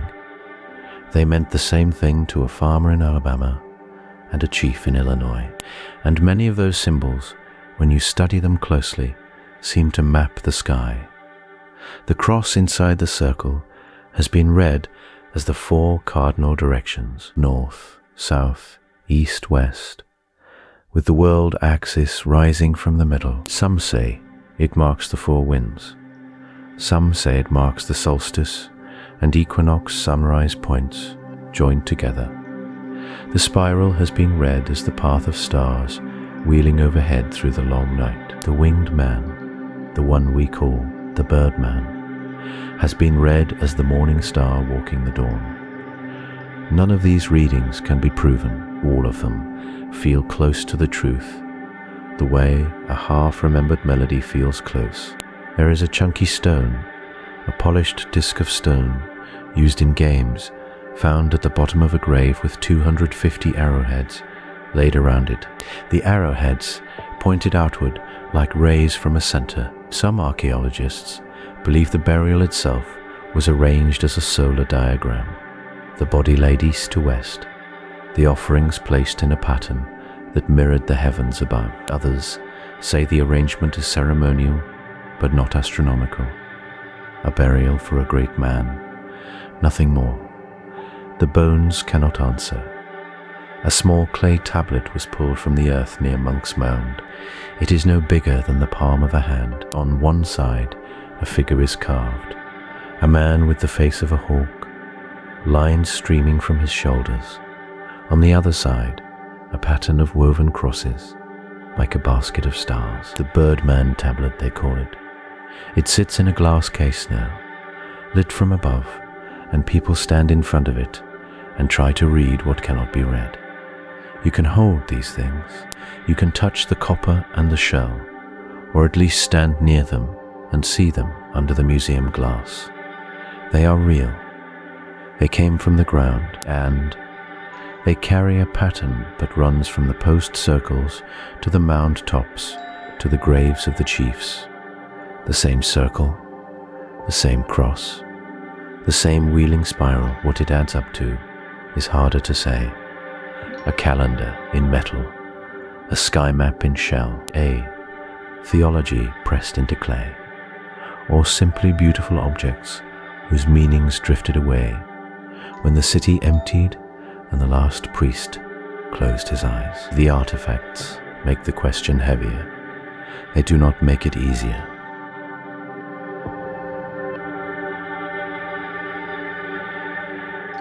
The strangest thing about Woodhenge is not that it was built, it is that it was built again and again and again. The people of Cahokia did not raise their great circle of cedar posts once and walk away. They raised it, and then they pulled it down. They burned the old posts in slow ceremonial fires. They dug new pits a little wider, set new trees a little taller, and started the whole long labor over. Archaeologists have found at least 5 circles stacked across the same patch of ground, each one slightly larger than the last. Some scholars think there may be more buried still, waiting under the soft Illinois grass. Picture the work involved. A red cedar tree large enough to serve as a marker post might stand 60 feet tall before it ever left the forest. Crews had to find it, fell it, strip it, drag it across miles of floodplain, and lift it upright into a hole dug by hand with stone tools and antler picks. Each circle held 24 such posts, or 48, or 72, depending on the version. To rebuild the whole ring was the labor of a small city working for a season, maybe longer. They did this on purpose. They did it more than once. Nobody knows for sure why. That is the soft, empty space at the center of this part of the story. But there are theories, and the theories live in tension, like 2 strong hands holding the same rope. The first theory says the rebuilding was practical. Cedar is strong, but cedar is wood. 20 winters of ice and 20 summers of river damp will rot even the proudest post. If your calendar depends on the exact spot where the sun touches the tip of a pole, you cannot let that pole lean an inch. You replace it. And once you replace one, the geometry shifts, so you may as well replace them all. Under this view, the burnings and rebuildings were maintenance, slow, careful, sacred maintenance, but maintenance all the same.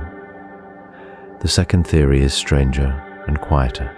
It says the rebuilding was the whole point, that a fresh circle, raised with fresh prayers, was a way of starting time over. Many old peoples across the world held ceremonies of renewal. Fires went out and were rekindled. Old debts were forgiven. The world was made new. Under this reading, every burned woodhenge marked the end of one long age and the beginning of another. The smoke rising from the cedar was not waste. It was a doorway. Both theories may be right. They may even be the same theory, told from different sides of the fire. What we do know is that the families who lived in the lodges around the plaza watched all of this happen. Children born during the raising of the third circle grew old beneath the shadow of the fourth. Grandmothers pointed at the new posts and remembered the old ones. Stories got passed down the way stories always do, polished smooth in some places, worn thin in others. By the time a great-grandchild heard the tale, certain details had quietly slipped away. The exact words of the sun priest, the name of the woman who chose the first cedar, the song they sang when the central post went into the ground. Yet the bones of the story stayed. The circle is real. The sun comes back. The posts must be watched. The fire must be lit. Imagine a winter evening in one of those thatched lodges. The fire is low and orange. A child asks why the men spent all autumn dragging trees from the bluffs. An old uncle answers with a story he heard from his own old uncle. About the time the third circle was burned and the fourth was raised, and how the morning sun rose perfectly through the new gap on the very first day they finished. The child listens. The child remembers. Maybe the child changes a detail when she tells it later. Maybe she adds a thunderclap or takes one away. The story bends without breaking. This is how knowledge moved at Cahokia. Not in books, not in stone tablets in the warm air, between a grandfather's mouth and a grandchild's ear, beside a slow fire, in a lodge that smelled of corn smoke and cedar resin. When the last woodhenge was finally allowed to fall and was not rebuilt, something in that long chain of telling went silent. The posts rotted into the prairie. The pits filled with leaves. The families moved on, carrying whatever fragments they could carry. And somewhere in those fragments, perhaps, the real reason for all that burning still waits.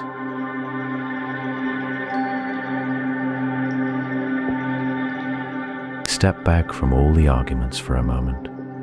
Put down the maps and the charts and the careful sketches of post holes. Forget the debate between the scholars who see a calendar and the ones who see a meeting place.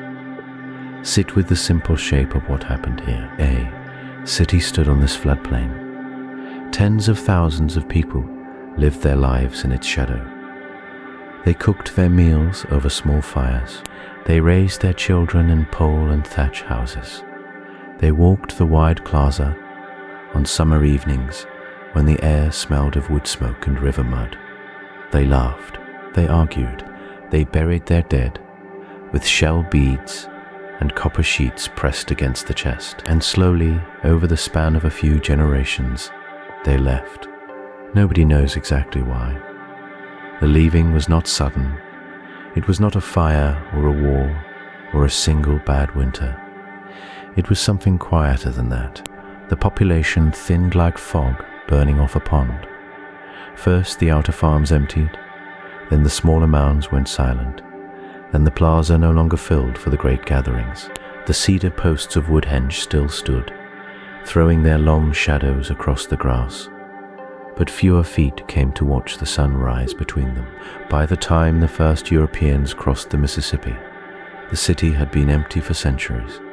The mounds were green hills. The plaza was a meadow. The cedar circles were soft hollows in the ground, where the great posts had once stood.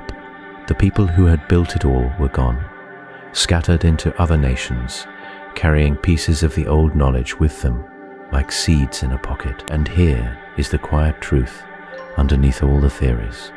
Something happened here that mattered, whatever the circles were exactly, whoever the sun priests really were, however the calendar truly worked. This place shaped a community. It pulled people in from 1,000 miles away. It taught them when to plant and when to gather. It gave them a story about themselves, a place in the turning of the sky. That is not a small thing. That is the kind of thing every human community builds in one form or another. A center, a reason to gather, a way of marking time that feels bigger than any one life. You can stand at Cahokia today and feel the bones of that idea still in the ground. The grass is mowed short now. The interstate hums in the distance, and the lights of East St. Louis glow at night across the bottoms. But the mounds are still there. The hollow where Woodhenge stood is still there, and if you walk it at dusk, when the swallows come down to drink from the puddles, and the air goes soft with summer haze, you can feel the weight of all those vanished feet pressed into the earth beneath your own. Maybe the cedar posts predicted the equinox with stunning accuracy. Maybe they did something simpler, marking just a few key days that mattered to the planting cycle. Maybe the sun priest was a powerful figure with elaborate robes and painted skin. Maybe he was just a careful old man with a steady eye and a long memory. The details have slipped away from us. The shape of the thing has not. People stood here together and watched the sun come up. That much we know. They built and rebuilt the circles, generation after generation, until they stopped. They cared enough to haul cedar trunks down the rivers from far northern forests. They cared enough to dig the post pits by hand with shell hoes and wooden tools. They cared enough to burn the old posts in ceremony when the time came to set new ones. You only do those things if the thing you are doing matters. You only do those things if the people around you agree that it matters. That kind of agreement is rare. It is the bedrock of every civilization that ever stood up out of the dirt. So whatever the truth of the calendar was, the larger truth is this. For 300 years, on a wide brown river in the middle of the continent, people gathered to watch the sky and to count themselves into the turning of the year. They made their lives mean something by attaching those lives to the sun. And then, like all human gatherings, it ended. Not in fire, not in screaming, in the slow quiet that always comes for great cities in the end. The kind of quiet that takes 100 years to settle. The kind of quiet that lets the grass grow back over everything and leaves only the shape of what was, pressed gently into the ground for someone else to find.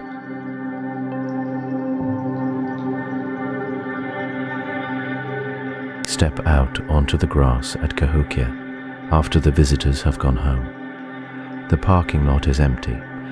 The interpretive signs glow faintly under a low park lamp. The wind moves across the floodplain the way it has always moved, slow and wide, carrying the smell of cut grass and river mud. Above you, the sky opens up in a way it cannot in the city. The Milky Way spills overhead like cream poured across black glass. You stand inside the ring of reconstructed cedar posts. They rise around you in a quiet circle, their tops blunt against the stars. The wood smells faintly of resin where the rain has soaked it. A cricket ticks somewhere in the grass. A frog answers from a ditch beyond the road. The mounds in the distance look like sleeping animals, their humped backs darker than the dark around them. This is the hour when archaeologists speak in lower voices, not because they are afraid, but because the place asks for it. In daylight they measure post holes and write careful papers. At night, sitting on the grass with a thermos of coffee, they say things they would not put in print. They whisper theories that journals will not yet hold. Some whisper that the priests who stood here knew more than we have given them credit for. Not just the 4 solstices and equinoxes, but the long, slow drift of the moon across 19 years. The way the moon's rising point swings north and south over almost 2 decades before returning home. To track that, you need patient eyes and patient grandparents. You need memory passed down like an heirloom cup. A few scholars believe the post rings, rebuilt over and over, were tuned not only to the sun, but to that slow moon dance. Other scholars shake their heads. They say the evidence is thin. They say one good alignment is not proof of a system. Some whisper of star law beyond the calendar. They wonder whether certain posts marked the rising of bright stars that signaled planting, or the appearance of a particular cluster that called the geese south. The Pleiades climb out of the eastern haze in autumn, across much of the world, and many cultures noticed whether Cahokia's priests built a post to greet them. No, one can prove the wood that might have told us rotted into the soil 1,000 years ago. Only the stains of the post holes remain, like the memory of a hand pressed into clay. Some whisper a wilder thing. They say the central post may have done more than throw a shadow at sunrise. They wonder if it stood as a living antenna between the upper world and the lower, a tree trunk turned into a road for spirits. The carved birdman tablets, the copper ear ornaments, the shell cups with eyes etched on them, all hint at a world where the sky and the earth talk to each other. The post in this telling was the place where the talking happened. Other scholars find that too poetic. They prefer the simpler view. A post is a post. A shadow is a shadow. Both views can sit beside each other in the dark. And neither one needs to win tonight. The grass cools under your shoes. A small wind lifts the hair on your arms. Somewhere across the plaza, an owl calls once, soft and round. You think about the people who stood right here, in the same grass, looking at almost the same stars. The constellations have shifted only a little since then. Orion still climbs the winter sky. The North Star still holds the door of the heavens steady. They saw what you are seeing, the dipper tipping its slow paw, the faint smear of distant galaxies that ancient eyes called the path of souls. You feel small, not the bad small, where the world presses down, the good small, the small that says you belong to something that is older than you, and patient, and quiet, and kind. The mounds breathe out the warmth they gathered all day. The river hums beyond the trees. A truck whispers past on a highway a mile away, then is gone, and the silence comes back like water filling a bowl. The cedar posts stand around you. They are new wood replacements, raised by modern hands, yet they hold the old shape. And the old shape is what matters.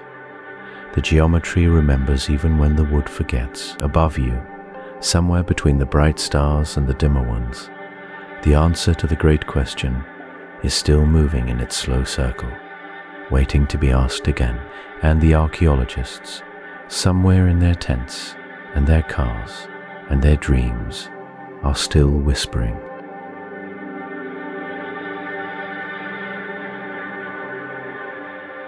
The old city emptied out slowly, the way a lamp runs dry. But the people did not vanish. They walked.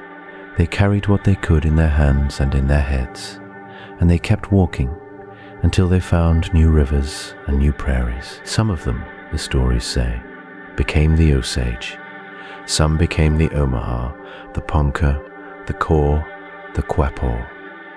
They scattered across the middle of the country, like seeds blown from a single tall plant, and when the wind set them down, they planted what they remembered. The Osage elders still speak about the sky. They speak about it the way a person speaks about a relative who lives just over the hill. The sun has a name. The morning star has a name.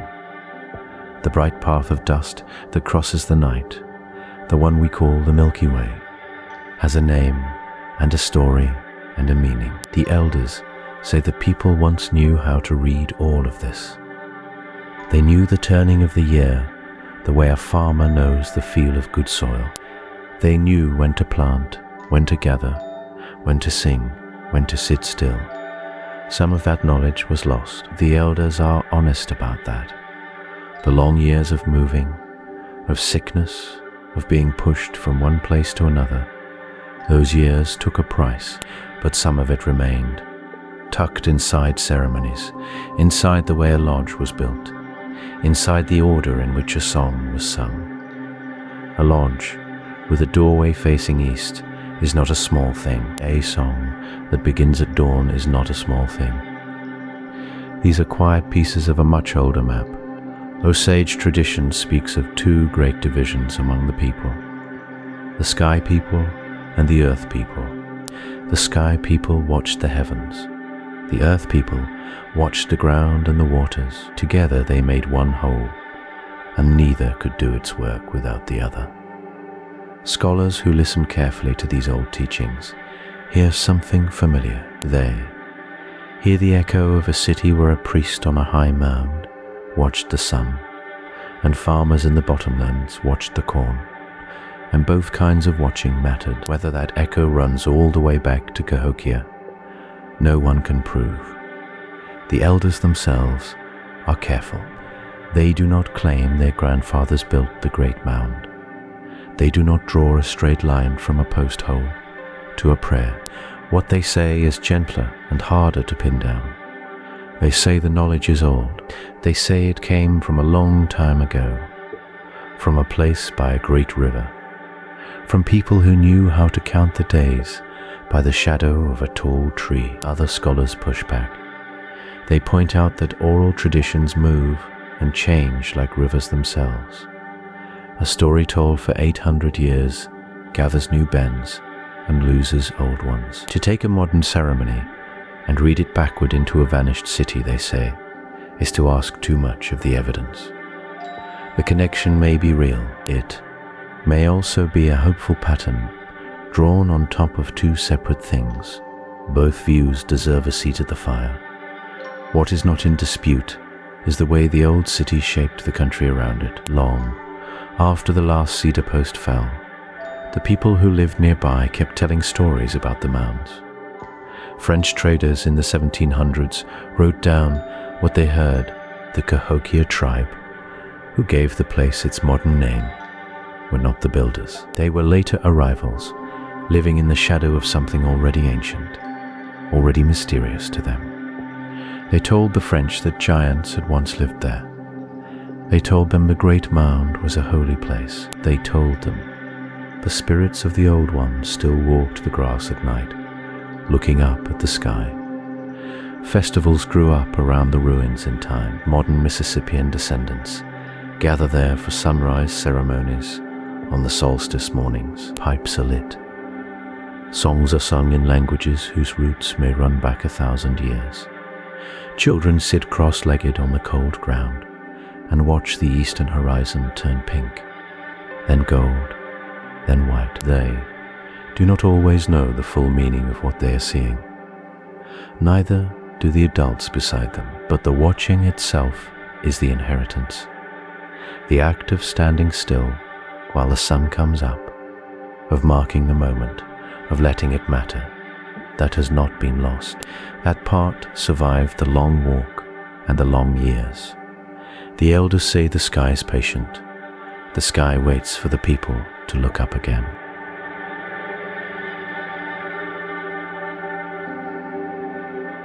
In the spring of 1985, archaeologists set the first new cedar posts into the ground at Cahokia. They were rebuilding one of the great circles, post by post, in the same pits where the originals had stood 1,000 years before.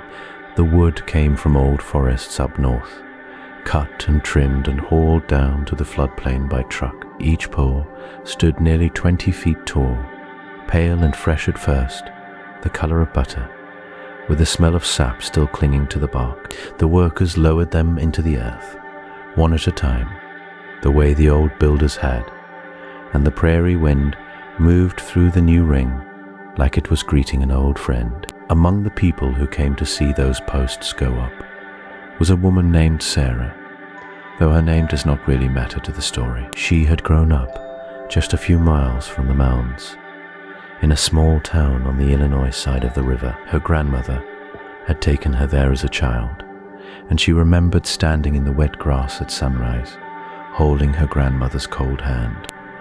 The old woman had not been Osage or Sioux, or anything that anyone could trace on paper.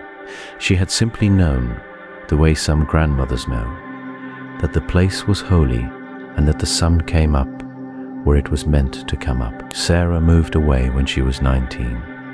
She went west, the way so many people do, chasing work and weather and the feeling that her life might begin somewhere else.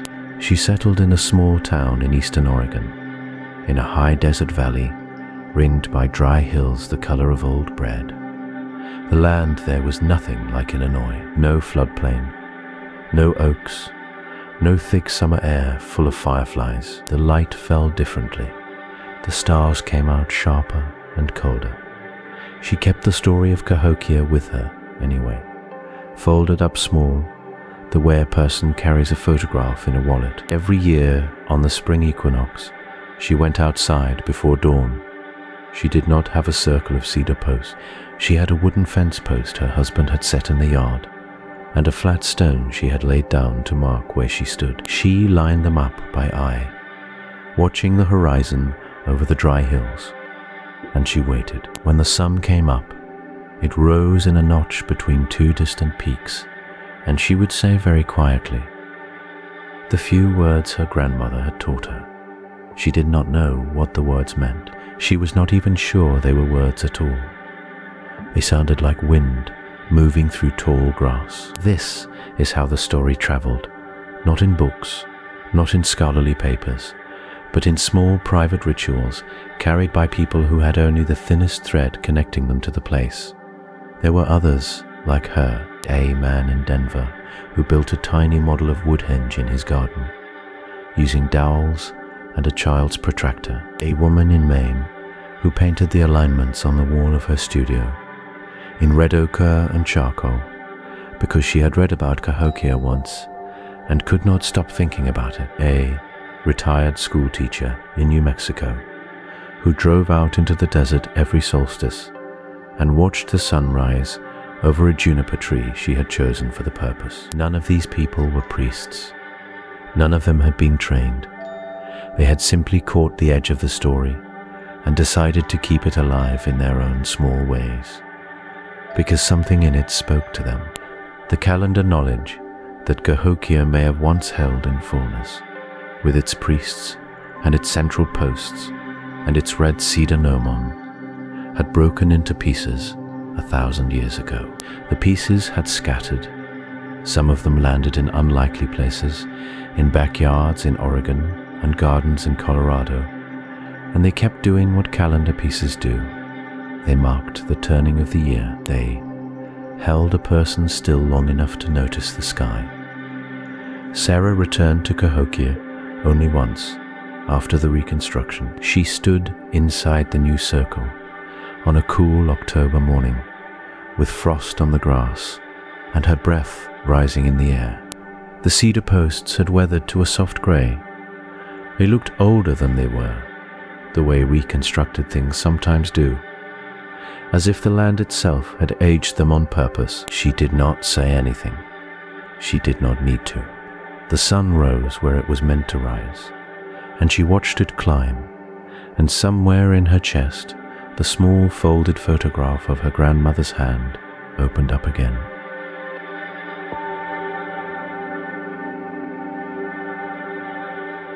Think about what really left Cahokia when the people walked away, not the mounds.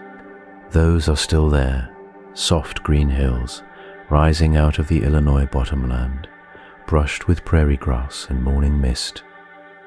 Not the cedar circles either, at least not entirely. Their post pits sleep under the soil, dark rings waiting to be read. What left was something quieter and far harder to recover. A way of looking up. Picture a child standing beside a grandfather at the edge of the great plaza, sometime around the year 1100. The grandfather points at a low star near the horizon. He names it. He tells the child what month it belongs to, what bird returns when it climbs, what root pushes through the soil when it sets. The child learns the way you learn the face of your own mother, by repetition, by warmth, by trust. That kind of knowing cannot be dug up. It travels in voices, mouth to ear, fire to fire. And when the voices stop, the knowing thins out like smoke drifting off a dying ember. This is the open door. At the heart of the Cahokia mystery, the post pits tell us where the cedars stood. The alignments tell us the builders cared about the sun. The artifacts hint at long nights of careful watching, but the system itself, the full living calendar, with all its names and stories and warnings and songs, that part slipped through the centuries like water through cupped hands. We have the bones of the knowledge. We do not have its breath. Some scholars believe a careful enough reconstruction could still bring it back. They map the sunrise lines. They study the angles between Monk's Mound and the cedar rings. They compare Star Pass with the patterns etched on copper plates and shell cups. Slowly, piece by piece, a possible calendar takes shape on their pages. They argue. The Mississippians tracked solstices, equinoxes, lunar standstills, and maybe the long, slow drift of certain bright stars across generations. Their charts look elegant. Their numbers fit. Other scholars caution against the comfort of those charts. A few aligned posts do not prove a continent-wide science. The same cedar pole that catches a solstice sunrise might also have caught a song, a story, a feast day tied to no star at all. Maybe the calendar was simpler than the modern eye wants to see. Maybe it was stranger, weaving sky knowledge with kinship rules and corn rituals in ways no chart can capture. Both camps agree on one quiet thing. What survives in the dirt is only a shadow of what once lived in the minds of the people who walked that plaza. And so the door stays open. We know the cedars stood. We know they were burned and replaced and burned again, each new ring laid out with patient care. We know the sun fell into the right notch on the right morning, and that someone, somewhere on that flat black plain, watched it and felt something tighten in their chest. A whole world organized itself around that moment. Planting and harvest, marriage and burial, feast and fast. The turning of the year was the turning of the city. When the city quieted, the turning quieted too. Think for a moment about what that means. A people built a calendar large enough to walk through. They marked time with trees taller than houses. They folded their lives into the geometry of light. And then, gently, almost without noise, they let it go. Or it was taken from them by drought, by trouble, by the slow erosion of belief. We do not know which. We may never know. What we have left is the question itself, and the question is a gift. It asks you to imagine a sky priest standing in the cold blue of a winter dawn, breath fogging in the still air, eyes fixed on a notch between two distant posts. It asks you to imagine the moment the sun arrives exactly where she expects it. It asks you to imagine her smile. That smile carried a civilization. That smile is the lost thing. Cahokia keeps its secret the way old mounds keep their shape, softly, without insisting. The cedar circles will be rebuilt and rebuilt by modern hands, and the alignments will be measured by modern instruments, and the books will be written and rewritten. Yet somewhere, just beyond the reach of all that careful work, the real calendar still drifts. A song half remembered, a story whose last verse was never written down, the knowledge we lost in the smoke, rising from a fire 1,000 years cold, still curling into a sky that has not forgotten how to be watched.